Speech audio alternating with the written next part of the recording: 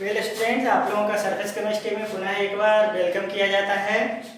आज के क्लास में हम लोग बात करने वाले हैं कोगुलेशन से रिलेटेड ही, जो पिछले क्लास में हम लोगों ने बात किया था कोगुलेशन ऑफ कोलॉइडल सॉल्यूशन। अब इस कोगुलेशन ऑफ कोलॉइडल सॉल्यूशन में हमने देखा था कि किस तरह से इलेक्ट्रोलाइट को हम लोग ऐड कर रहे थे कोलॉइडल सॉल्यूशन में, और वह अपोजिट चार्ज इलेक्ट्रोलाइट क्या कर रहा था कि charge on the colloidal solution particle को हटा रहा था, जिसकी वजह से उनका कोगुलेशन हो जा रहा था। अब हम लोग देखेंगे पावर ऑफ कोगुलेशन, या फिर हम लोग ऐसा कह सकते हैं कि पावर ऑफ कोगुलेटिंग एजेंट। जो भी कोगुलेटिंग एजेंट के रूप में इलेक्ट्रोलाइट हम लोग ऐड कर रहे थे, उन इलेक्ट्रोलाइट का पावर हम लोग कैसे बता पाएंगे। तो इसके लिए हम लोग एक रूल के बारे में बात करेंगे जिसको कहते हैं हार्डी-सुलजे रूल। तो यहाँ पे लिखेंगे power of coagulating agent,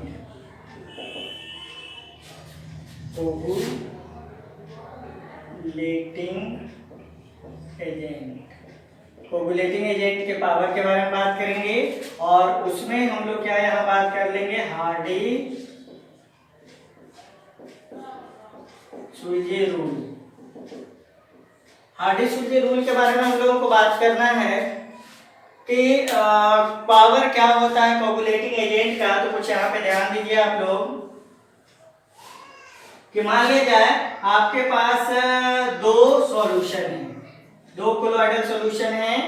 in colloidal solution में आपने कोलॉइडल पार्टिकल ले लिया, यहाँ पे लिख दीजिए कोलॉइडल पार्टिकल, और यहाँ पर भी आप ले लीजिए क्या, कोलॉइडल पार्टिकल। इसके ऊपर पॉजिटिव चार्ज, इसके ऊपर भी पॉजिटिव चार्ज ले लीजिए। 1 2 3 4 5 6 7 8 9 इसमें रहने दीजिए, और 1 2 3 4 5 6 7 8 9 यहाँ पे। ये दोनों कोलॉइडल पार्टिकल्स हैं जिनके ऊपर पॉजिटिव चार्ज है। अब इस पॉजिटिव चार्ज कोलॉइडल पार्टिकल को कोगुलेट करना है, तो दोनों में इलेक्ट्रोलाइट ऐड करेंगे स्टूडेंट। यहाँ पे NaCl एज इलेक्ट्रोलाइट ऐड कीजिए। यहाँ पर भी आप NaCl की जगह पे AlCl3 ले लीजिए, या फिर AlCl3 की जगह पर आप यहाँ पर क्या ले सकते हैं स्टूडेंट, यहाँ पे आप ले लीजिए आप ले सकते हैं MgSO4 एज इलेक्ट्रोलाइट। तो आपने दोनों जगह पे दो इलेक्ट्रोलाइट लिया है, एक में सोडियम क्लोराइड को लिया है, दूसरे में मैग्नीशियम सल्फेट को लिया है। अब सोडियम क्लोराइड जब इस सॉल्यूशन में जाएगा तो Na+ और Cl- में टूटेगा, और यहाँ पर मैग्नीशियम सल्फेट आया तो Mg+2 और SO4 2- में डिसोसिएट करेगा। ठीक है स्टूडेंट, यहाँ पर भी 10 आप पॉजिटिव चार्ज ले लीजिए, यहाँ पर भी 10 पॉजिटिव चार्ज ले लीजिए। अब ध्यान दीजिए, इस 10 पॉजिटिव चार्ज को न्यूट्रलाइज करने के लिए आपको 10 मॉलिक्यूल ऑफ NaCl की जरूरत पड़ेगी। ठीक है, ताकि 10 मॉलिक्यूल NaCl से 10 Cl- मिल सके, और वो 10 Cl- इसके साथ जोड़कर इसको चार्जलेस बना सके। उसी तरह से स्टूडेंट यहाँ पर मैग्नीशियम सल्फेट की कितनी जरूरत पड़ेगी, तो क्योंकि आपके पास इसके ऊपर वैलेंसी 2 है, अतः एक सल्फेट आयन दो पॉजिटिव चार्ज को न्यूट्रलाइज करेगा। तो आपको टोटल यहाँ पे 5 मॉलिक्यूल ऑफ MgSO4 की जरूरत पड़ेगी। ध्यान दीजिएगा स्टूडेंट, तो यहाँ पे ध्यान दीजिए, यहाँ पे 10 मॉलिक्यूल ऑफ NaCl की जरूरत पड़ रही है, जबकि यहाँ पे 5 मॉलिक्यूल ऑफ MgSO4 की जरूरत पड़ रही है। इसका मतलब क्या हो गया कि कोगुलेटिंग वैल्यू जो है वो किसके ऊपर डिपेंड कर रहा है, वैलेंसी के ऊपर। मतलब जिस अपोजिटली चार्ज आयन के ऊपर जितना ज्यादा वैलेंसी होगा, उसका कोगुलेटिंग रेट उतना ही ज्यादा होगा। दैट मींस कि Cl- के पास वैलेंसी 1 है और SO4 2- के पास वैलेंसी 2 है, इसलिए कोगुलेटिंग वैल्यू SO4 2- का ज्यादा होगा इन कंपैरिजन टू Cl-। तो यही हार्डी-सुलजे रूल का कहना था। उनका कहना था कि अपोजिटली चार्ज इलेक्ट्रोलाइट का वैलेंसी जितना ज्यादा होता है उसका कोगुलेटिंग वैल्यू भी उतना ही ज्यादा होता है, चाहे तो वो पॉजिटिव आयंस हो चाहे नेगेटिव आयंस हो। अब पॉजिटिव आयंस को आप देख लीजिए, यहाँ पे आर्सेनिक सल्फाइड ले लीजिए H2S3, यहाँ पे भी ले लीजिए H2S3 आर्सेनिक सल्फाइड ले लीजिए, इसके ऊपर नेगेटिव चार्ज 1 2 3 4 5 6 7 10 और 10 की बजाय 9 ही रहने दीजिए, इसके ऊपर भी negative charge 1 2 3 4 5 6 7 8 9 9 negative charge on this arsenic sulfide solution and 9 negative charge also in this arsenic sulfide solution। अब दो इलेक्ट्रोलाइट ऐड कीजिए, सपोज कीजिए इसमें आप क्या ऐड कर देते हैं, जैसे सपोज कीजिए कि आप इसमें ऐड कर रहे हैं KCl और इसमें ऐड कर दीजिए AlCl3, ठीक है स्टूडेंट। इसमें पोटेशियम क्लोराइड एच इलेक्ट्रोलाइट और इसमें ऐड कर दीजिए एल्युमिनियम ट्राइक्लोराइड एच इलेक्ट्रोलाइट। तो पोटेशियम क्लोराइड एज इलेक्ट्रोलाइट और एल्युमिनियम ट्राइक्लोराइड एज इलेक्ट्रोलाइट हम लोग यूज कर रहे हैं, तो ये जब डिसोसिएट करेगा स्टूडेंट तो K प्लस और Cl माइनस में डिसोसिएट करेगा, ये डिसोसिएट करेगा Al3 प्लस और 3Cl माइनस में डिसोसिएट करेगा। अब ध्यान दीजिए, ये K प्लस Cl माइनस में डिसोसिएट कर रहा है, Al3 प्लस और 3Cl माइनस में डिसोसिएट कर रहा है, इसकी वैलेंसी कितनी है स्टूडेंट 1, इसकी वैलेंसी कितनी है स्टूडेंट 3, तो इसके कितने मॉलिक्यूल की जरूरत पड़ेगी 9 molecule of KCl will coagulate 9 negative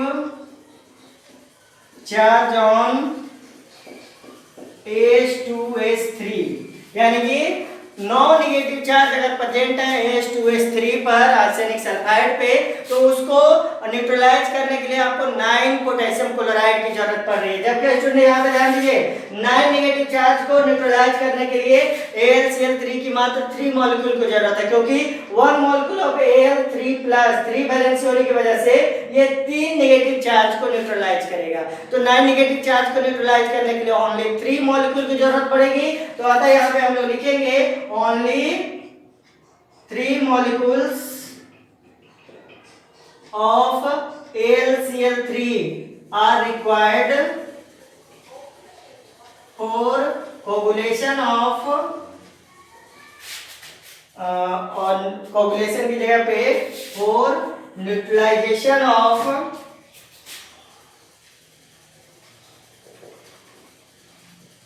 neutralization of 9 negative charge.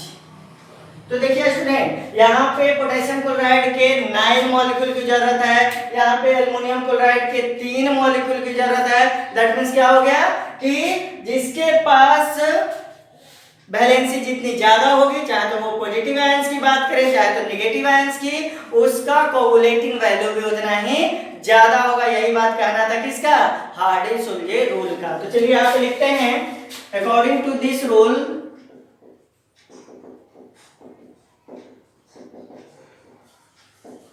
The coagulating value of ions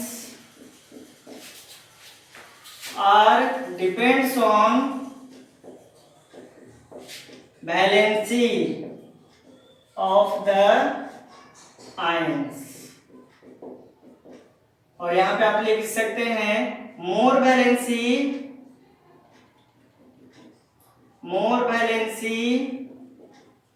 on electrolyte ions, more coagulating value।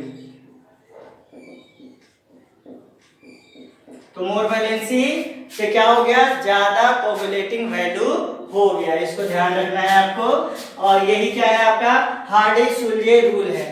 और इसी रूल के आधार पर हॉफमैस्टर ने अपना एक सीरीज दिया था, जिस सीरीज में उन्होंने बताने की कोशिश की थी चाहे तो पॉजिटिव आयंस हो चाहे तो नेगेटिव आयंस हो, उनका क्या हम उसको बोल सकते क्या सीरीज बनता है। पॉजिटिव आयन और नेगेटिव आयन के कोगुलेटिंग वैल्यू की। तो आप इसको नोट डाउन कीजिए। उसके बाद हॉफमैन्स हम लोग सीरीज के बारे में बात करेंगे।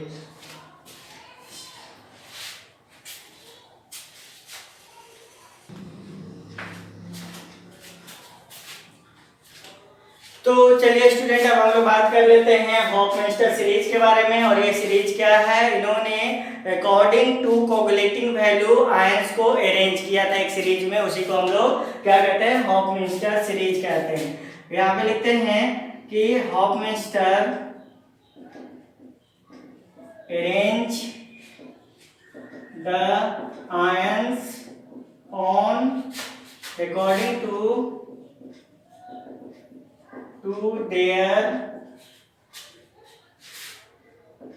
their coagulating value। तो ये अरेंज किया, जैसे देखिए सल्फेट आयन का कोगुलेटिंग वैल्यू सबसे ज्यादा होगा क्योंकि वैलेंसी उसका सबसे ज्यादा है, उसके बाद कोगुलेटिंग वैल्यू घटता जा रहा है। उसी तरह से ध्यान दीजिए, अगर पॉजिटिव आयंस की बात करेंगे केटायंस की, तो एल्युमिनियम 3+ का कोगुलेटिंग वैल्यू सबसे ज्यादा होगा। क्यों स्टूडेंट, क्योंकि इसका वैलेंसी सबसे ज्यादा है। उसके बाद ध्यान दीजिए यहाँ पे मैग्नीशियम +2 आयन का कोगुलेटिंग वैल्यू उससे ज्यादा है। और सबसे कम आपको लिथियम सोडियम पोटेशियम का नजर आ रहा है क्योंकि इसका कोगुलेटिंग वैल्यू कम है, क्योंकि इसका वैलेंसी कम है। तो ये तो हो गया कोगुलेटिंग वैल्यू की बात, जिसको कि हम लोग ने हार्डी-सुल्जे रूल से देखा या फिर हमने हॉफमैन्स्टर सीरीज से देखा। क्योंकि हॉफमैन्स्टर सीरीज से कुछ क्वेश्चंस आपसे आ जाते हैं, कुछ आयंस दे देंगे, उसके बाद आपसे पूछेंगे which ions has greater coagulating value. तो वहां पे आपको किसको ध्यान रखना है, पॉजिटिव आयंस और नेगेटिव आयंस के नंबर्स को, जिसके पास जितना वैलेंसी होगा उतना ही ज्यादा क्या होगा, उसका कोगुलेटिंग वैल्यू होगा। तो इसको नोट डाउन कीजिए, इसके आगे हम लोग बात करते हैं।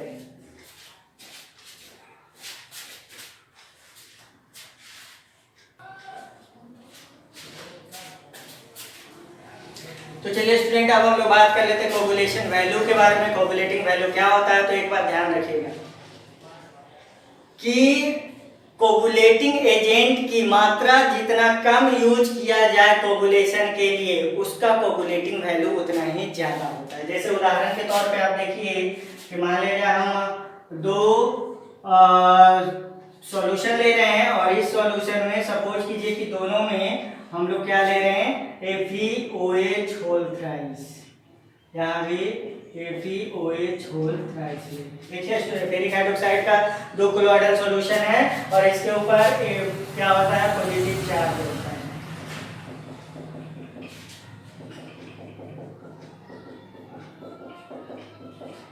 अब इस पॉजिटिव चार्ज वाले 2 कोलोइडल सॉल्यूशन को हमको क्या करना है, कोगुलेट करना है। और इसमें हम सपोज कीजिए ऐड कर दिए NaCl और इसमें ऐड कर दिए हमने क्या, MgSO4।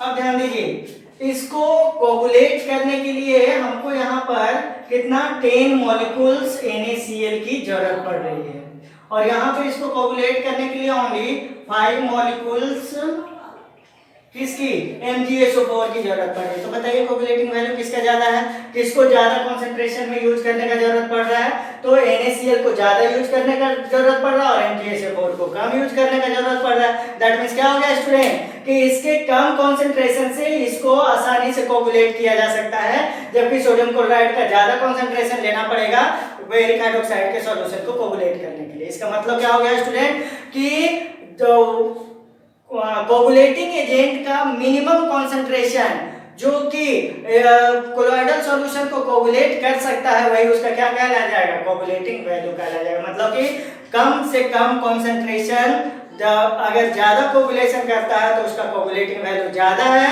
ज्यादा से ज्यादा कंसंट्रेशन ऑफ मतलब कोगुलेटिंग एजेंट की जरूरत अगर पड़ रही है तो उसका कोगुलेटिंग वैल्यू उतना ही कम है। तो यहाँ पे कोगुलेटिंग वैल्यू को लिखेंगे the minimum concentration of colloidal coagulating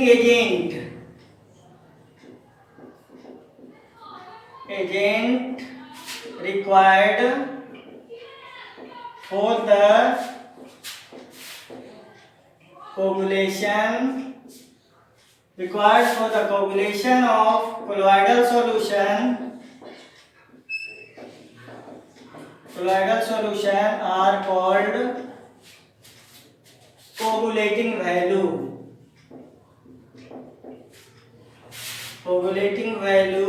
of coagulating agent. तो इसी को क्या कहेंगे, कोगुलेटिंग वैल्यू कहेंगे। कोगुलेटिंग एजेंट का ये तो हो गया स्टूडेंट कोगुलेटिंग वैल्यू के बारे में।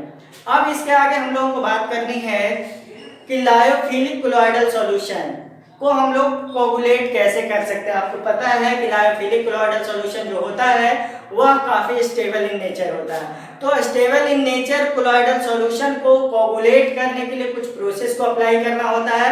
तो now we are discussing about the coagulation of lyophilic colloidal solution. तो चलिए स्टूडेंट इसको नोट कर लीजिए। अब आगे हम लोग बात कर लेते हैं coagulation of lyophilic colloidal solution.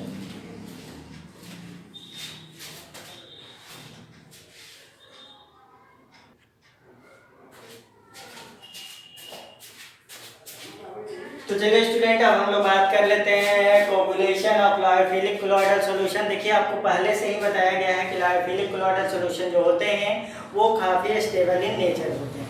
तो फॉर एग्जांपल आप यहाँ पे ध्यान दीजिए कि जैसे आपका एक लायोफिलिक कोलॉइडल सॉल्यूशन है वो स्टेबल इन नेचर क्यों होते हैं उसके बारे में बात कर लेते हैं। देखिए ये आपका कोलॉइडल पार्टिकल्स, इस कोलॉइडल पार्टिकल्स के ऊपर सबसे पहले तो स्टूडेंट किसी न किसी तरह का एक चार्ज होगा। सपोज कीजिए इसके ऊपर पॉजिटिव चार्ज है।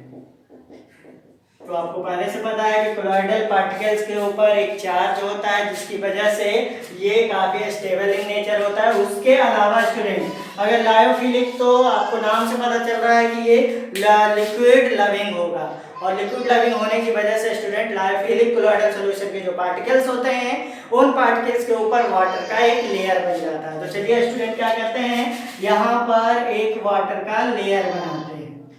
सारे के सारे लायोफिलिक कोलॉइडल सॉल्यूशन के पार्टिकल के चारों तरफ चार्ज के ऊपर वाटर का एक लेयर सराउंडेड रहता है। तो इसको हम लोग क्या कर लेते हैं, कोलॉइडल पार्टिकल हो गया, ये चार्ज हो गया और साथ में ये क्या हो गया, वाटर लेयर हो गया। अब देखिए मान लीजिएगा आप इसमें क्या करते हैं कि इलेक्ट्रोलाइट ऐड करते हैं, ऐसे समझिए इलेक्ट्रोलाइट के रूप में मान लीजिए NaCl आप ऐड कर रहे हैं। तो इलेक्ट्रोलाइट जब तक जाकर इस चार्ज के साथ रिएक्ट नहीं करेगा तब तक उसको न्यूट्रलाइज कैसे करेगा। और क्या करता है, ये जो वाटर का लेयर होता है स्टूडेंट, ये क्या करता है, इस इलेक्ट्रोलाइट को इस चार्ज तक पहुंचने ही नहीं देता है। और जब ये चार्ज तक इलेक्ट्रोलाइट पहुंचेगा नहीं तो उसको न्यूट्रलाइज नहीं कर पाएगा। और जब उसको न्यूट्रलाइज नहीं कर पाएगा तब ये कोलॉइडल पार्टिकल चार्जलेस नहीं हो पाएंगे। और जब ये चार्जलेस नहीं हो पाएंगे तब इनका कोगुलेशन पॉसिबल नहीं है। इसका मतलब ये एक प्रोटेक्टिव लेयर ऑफ वाटर इसके ऊपर प्रेजेंट होने की वजह से इलेक्ट्रोलाइट को ये क्या कर देता है, इसके चार्ज तक पहुंचने से रोक देता है। तो चलिए ये हो गया इलेक्ट्रोलाइट NaCl। अब देखिए हम लोग क्या करते हैं कि अगर इसको कोगुलेट करना है तो कोगुलेट करने के लिए कुछ और मटेरियल की जरूरत होती है, जैसे अल्कोहल, डिहाइड्रेटिंग एजेंट। मतलब डिहाइड्रेटिंग एजेंट मतलब ऐसे एजेंट जो कि वाटर को क्या कर लेते हैं, एब्जॉर्ब कर लेते हैं। तो उस तरह के डिहाइड्रेटिंग एजेंट को ऐड करने की जरूरत होती है। तो यहाँ पे एडिशन ऑफ अल्कोहल लिखेंगे, addition of alcohol as dehydrating agent. Dehydrating agent के रूप में हम लोग अल्कोहल ऐड कर देंगे। अब जैसे ही आप अल्कोहल ऐड कीजिएगा तो क्या हो जाएगा स्टूडेंट, देखिए यहाँ पे अल्कोहल क्या करेगा, वाटर लेयर को एब्जॉर्ब कर लेगा। तो क्या बच जाएगा आपके पास, ये हो गया कोलॉइडल पार्टिकल्स, कोलॉइडल पार्टिकल्स। और इसके ऊपर चार्ज तो प्रेजेंट है बट वाटर का लेयर नहीं प्रेजेंट है। तो यहाँ पे क्या लिख देंगे student, charged colloidal particles without water layer. बिना वाटर लेयर के ये चार्ज कोलॉइडल पार्टिकल्स हो गए। अब आप इसमें क्या कर लीजिए, सुटेबल इलेक्ट्रोलाइट को ऐड कर दीजिए। जैसे ही आप सुटेबल इलेक्ट्रोलाइट को ऐड कर देंगे, यानी कि अगर इसके ऊपर पॉजिटिव चार्ज है तो नेगेटिव चार्ज वाले कोलॉइडल इलेक्ट्रोलाइट को ऐड करेंगे तो नेगेटिव चार्ज आकर क्या करेगा, इसके चार्ज को ये न्यूट्रलाइज कर देगा। तो आगे क्या होगा स्टूडेंट, ध्यान दीजिए, यहाँ पे ध्यान दीजिए, ये आपका colloidal particles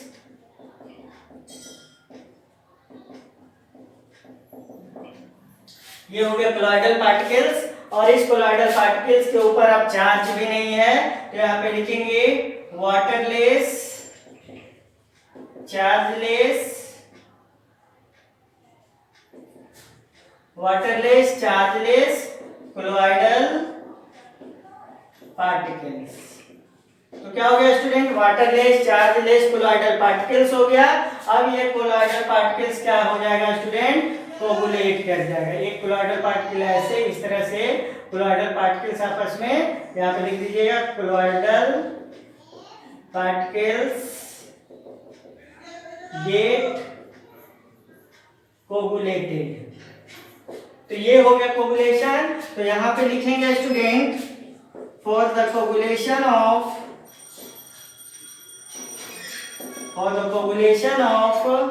lyophilic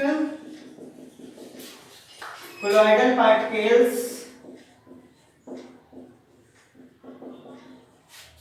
for the coagulation of lyophilic colloidal particles, initially alcohol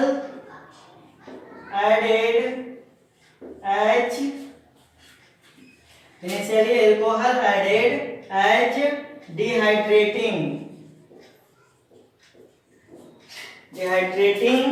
agent which removes the water layer over colloidal particles। तो ये हो गया, कोलॉइडल पार्टिकल्स के ऊपर से वाटर लेयर हट गया। अब क्या करेंगे, now adding of suitable electrolyte neutralize the charge on the colloidal particles। Charge remove हो गया, चार्ज नहीं है प्रेजेंट। उसके बाद क्या हो जाएगा, further colloidal particles join together to get coagulate। तो क्या हो गया, join together to get coagulate। तो इस तरह से हम लोग कह सकते हैं स्टूडेंट कि लायोफिलिक कोलॉइडल सॉल्यूशन बहुत ही ज्यादा स्टेबल होता है। उसको कोगुलेट करने के लिए इनिशियली हम लोग डिहाइड्रेटिंग एजेंट की जरूरत पड़ती है, जो कि क्या करता है कि कोलॉइडल सॉल्यूशन के पार्टिकल के ऊपर वाटर का जो लेयर होता है उसे हटाता है। जब डिहाइड्रेटिंग एजेंट से वाटर का लेयर हट जाता है तब हम सुटेबल अमाउंट ऑफ इलेक्ट्रोलाइट को ऐड करते हैं, जो कि कोलॉइडल सॉल्यूशन के पार्टिकल के ऊपर जो चार्ज प्रेजेंट है इस चार्ज को न्यूट्रलाइज करता है। और जब चार्ज न्यूट्रलाइज हो जाता है तो कोलॉइडल पार्टिकल जो है स्टूडेंट वो क्या हो जाते हैं, चार्जलेस वाटरलेस हो जाते हैं, जो आपस में जुड़कर क्या कर देते हैं, कोगुलेट हो जाते हैं। तो ये तो हो गया कोगुलेशन ऑफ कोलॉइडल पार्टिकल्स।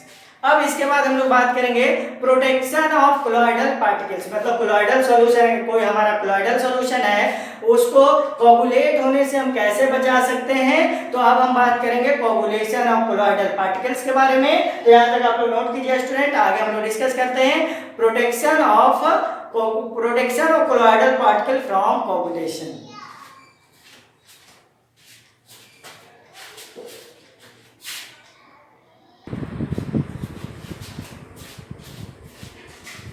तो चलिए स्टूडेंट, अब हम लोग बात कर लेते हैं protection of colloidal solution from coagulation.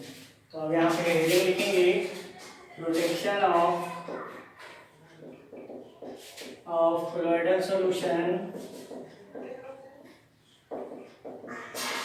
Protection of colloidal solution from coagulation.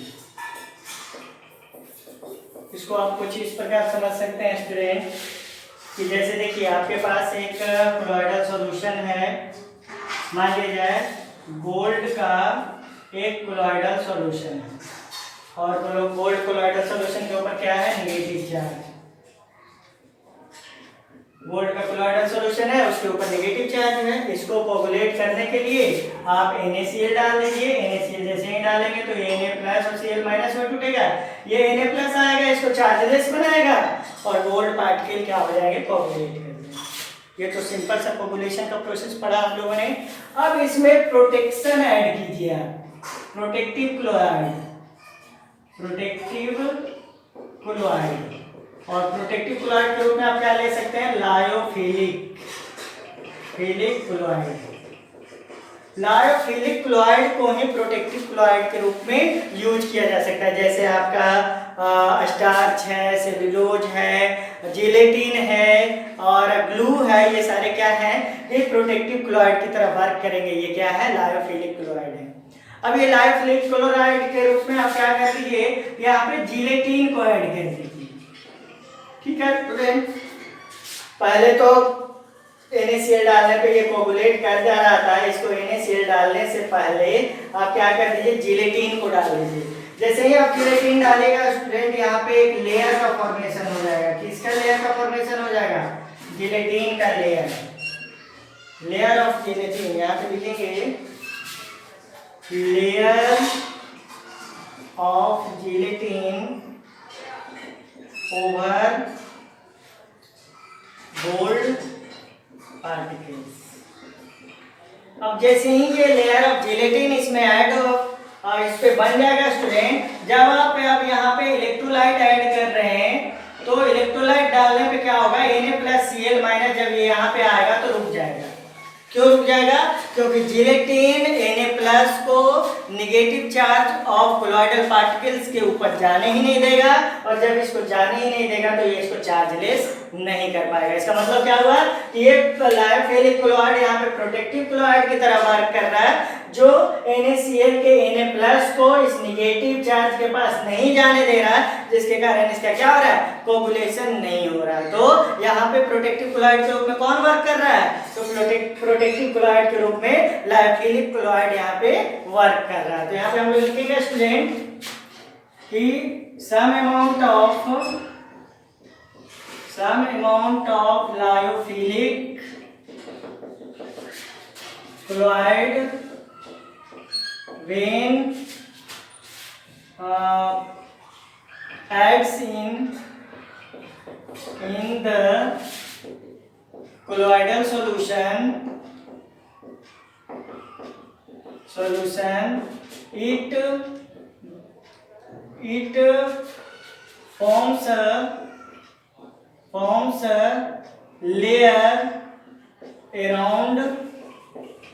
it forms a layer around क्या हम लोग लिखेंगे, it forms a layer around colloidal particles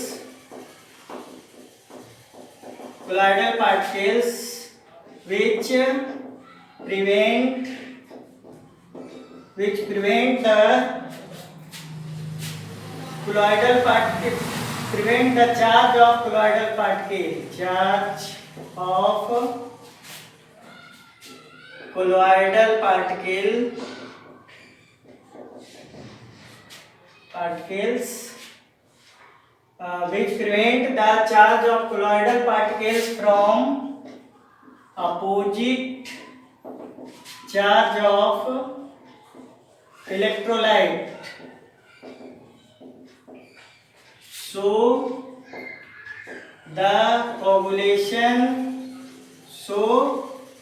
prevention occurs of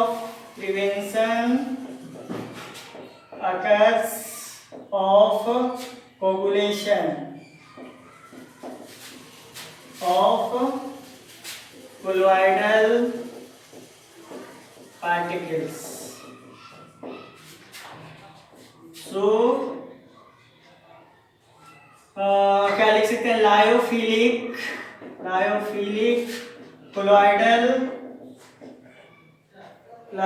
क्लोराइडल solution works as protective colloid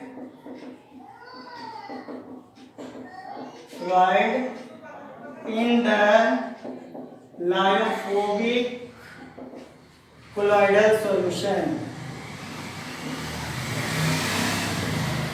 तो क्या हो गया student, lyophilic colloidal solution में add होने के बाद वह एक प्रोटेक्टिव कोलॉइड की तरह वर्क करता है। अब हम लोग बात करेंगे power of protective colloidal solution. Protective lyophilic colloidal solution का पावर हम लोग किस पे व्यक्त करते हैं, तो उसको रिप्रेजेंट किया जाता है गोल्ड नंबर में। तो ये गोल्ड नंबर क्या होता है, आप इसे नोट डाउन करें, उसके बाद हम लोग गोल्ड नंबर की बात करते हैं।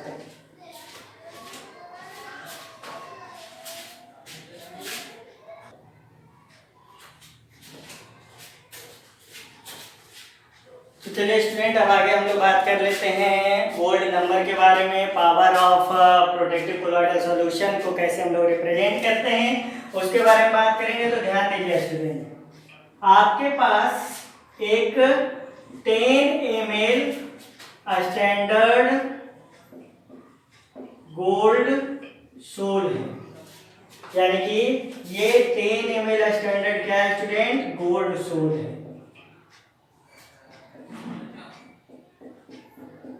10 ml स्टैंडर्ड गोल्ड सोल है।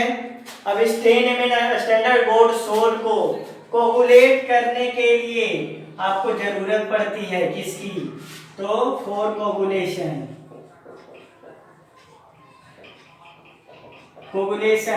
1 ml ऑफ 10% NaCl, मतलब 10% NaCl का 1 मिलीलीटर जरूरत है 10 मिलीलीटर स्टैंडर्ड गोल्ड सोल को किसके लिए, कोगुलेट करने के लिए। ठीक है, 10% NaCl का मतलब स्टूडेंट 100 मिलीलीटर अगर सॉल्यूशन है तो उसमें वाटर के साथ अगर NaCl का 100 मिलीलीटर सॉल्यूशन है तो उसमें 10 मिलीलीटर क्या मौजूद है, सोडियम क्लोराइड मौजूद है। इसी को 10% NaCl कहते हैं। इस 10% NaCl सॉल्यूशन का 1 मिलीलीटर रिक्वायर्ड है for the coagulation of 10 millilitre standard gold sol. अब इसके कोगुलेशन को प्रोटेक्ट करने के लिए यहाँ पे किसकी जरूरत पड़ेगी, ये प्रोटेक्टिव कोलॉइडल या लायोफिलिक लिख दीजिए, प्रोटेक्टिव लायोफिलिक कोलॉइडल सॉल्यूशन किसकी जरूरत पड़ेगी, प्रोटेक्टिव लायोफिलिक कोलॉइडल सॉल्यूशन की जरूरत पड़ेगी। तो किसमें इसको रिप्रेजेंट करेंगे, मिलीग्राम में। तो इसको हम लोग ऐसे कहते हैं स्टूडेंट, गोल्ड नंबर को कैसे रिप्रेजेंट करेंगे, कैसे हम लोग बता सकेंगे कि 10 मिलीलीटर स्टैंडर्ड गोल्ड सोल को कोगुलेट करने के लिए 1 मिलीलीटर 10% NaCl की जरूरत है। उसे प्रोटेक्ट करने के लिए, मतलब कि कोगुलेट होने से बचाने के लिए जितना अमाउंट ऑफ प्रोटेक्टिव कोलॉइड का मिलीग्राम में जरूरत पड़ेगी वही उसका गोल्ड नंबर कहलाएगा। वही उसका क्या कहलाएगा, गोल्ड नंबर कहलाएगा। जितना amount of protective colloid, minimum amount of protective colloid in milligram, जितना जरूरत होगी वही क्या कहलाएगा, इसका गोल्ड नंबर कहलाएगा। जैसे ध्यान दीजिए, मान लिया जाए प्रोटेक्टिव कोलॉइड के रूप में आप जिलेटिन ले रहे हैं और प्रोटेक्टिव कोलॉइड के रूप में जिलेटिन के साथ साथ आप यहाँ पे ग्लू ले रहे हैं, ग्लू और जिलेटिन ले रहे हैं। तो ये अगर आपका 10 मिलीग्राम की जरूरत है और ये आपका 5 मिलीग्राम की जरूरत है, तो ध्यान दीजिएगा एक ग्लू कम ही मात्रा में इसको प्रोटेक्ट कर रहा है जबकि जिलेटिन की ज्यादा मात्रा की जरूरत हो रही है। तो मिनिमम अमाउंट ग्लू का यूज हो रहा है, इसलिए इसका गोल्ड नंबर ज्यादा होगा, इसका गोल्ड नंबर जिलेटिन का कम होगा। जैसे एक उदाहरण स्वरूप समझिए कि कौन सा ज्यादा पावरफुल है। मान लीजिए आपके पास, ऐसे समझिए कि 2 कंटेनर हैं, इसमें 1 लीटर वाटर है और इसमें भी 1 लीटर वाटर है, ठीक, दोनों में 1 लीटर वाटर है। अब इसमें आपको रेड कलर का 2 मॉलिक्यूल से ये क्या हो जाता है, रेड हो जाता है, जबकि इसमें आप रेड कलर का 5 मॉलिक्यूल्स आपको लेने की जरूरत पड़ जाती है, 1 2 3 4 5, और तब इसका कलर रेड होता है। बताइए कौन ज्यादा पावरफुल है? जिसको ज्यादा मिलाने की जरूरत पड़ी लाल करने के लिए वो ज्यादा पावरफुल है, जिसको कम मिलाने की जरूरत पड़ी लाल करने के लिए वो ज्यादा पावरफुल है। तो कलर लाने के लिए पावरफुल वो ज्यादा हो गया जिसकी कम मात्रा में 1 लीटर वाटर जो है वो कलरफुल हो गया, और जिसमें ज्यादा मात्रा रेड कलर का मिलाने पर 1 लीटर वाटर अगर रेड होता है तो उसका पावर कम है। उसी तरह से स्टूडेंट प्रोटेक्टिव क्लोराइड का कम मात्रा अगर प्रोटेक्ट कर देता है तो वो उसका गोल्ड नंबर ज्यादा है, और प्रोटेक्टिव क्लोराइड की ज्यादा मात्रा यूज करना पड़ता है प्रोटेक्ट करने के लिए तो उसका गोल्ड नंबर कम है। तो चलिए पहले हम लोग क्या करते हैं, गोल्ड नंबर को डिफाइन करते हैं। यहाँ पे हम लोग लिखेंगे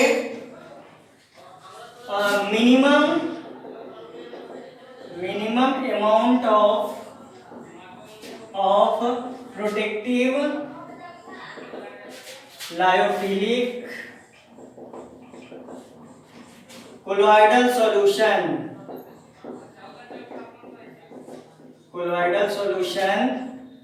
in milligram required to protect 10 milliliter of a standard gold sol from 1 milliliter of 10% NaCl solution are called gold number of protective lyophilic colloidal sol. तो ध्यान रखना है कि 10 मिलीलीटर गोल्ड सोल को कोगुलेट होने से बचाने के लिए जितना minimum amount of protective colloidal sol in milligram जरूरत पड़ती है, किससे बचाने के लिए, तो from coagulation of 1 millilitre 10% NaCl, उसी को हम क्या कहते हैं, गोल्ड नंबर कहते हैं। और एक बार ध्यान दीजिएगा, less amount of protective colloidal sol required to protect the gold sol has greater gold number। यहाँ पे लिखिएगा सो greater gold number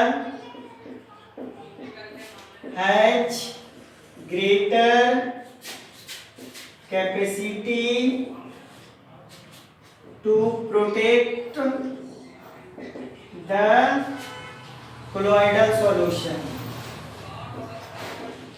और एक लाइन और लिख दीजिए, lesser gold number has less capacity to protect the colloidal solution from coagulation। तो ये हो गया स्टूडेंट हम लोगों का गोल नंबर, जैसे कि प्रोटेक्शन हम लोग कर सकते हैं लायोफिलिक कोलोइडल सॉल्यूशन की मदद से।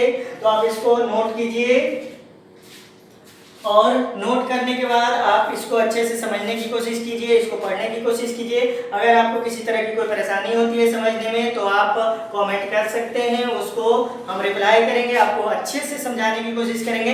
ऐसे तो मैंने कोशिश किया है कि आपको काफ़ी आसान तरीके से गोल्ड नंबर समझ में आ जाए, प्रोटेक्टिव कोलोइड समझ में आ जाए, आपको कोगुलेशन समझ में आ जाए, प्रोटेक्शन समझ में आ जाए कोलोइडल सॉल्यूशन का। तो आप इसको ध्यान से देखिए, समझिए, पढ़ने की कोशिश कीजिए स्टूडेंट। और नेक्स्ट क्लास में हम लोग बात करेंगे इमल्सन के बारे में। 2 टाइप ऑफ इमल्सन्स होते हैं, उनके प्रॉपर्टीज के बारे में बात करेंगे। तो आज का क्लास हम लोग यहीं पे खत्म करते हैं student. Okay student, thanks for watching this video. अगर किसी तरह की कोई परेशानी हो तो आप कमेंट कीजिए। Okay, good bye.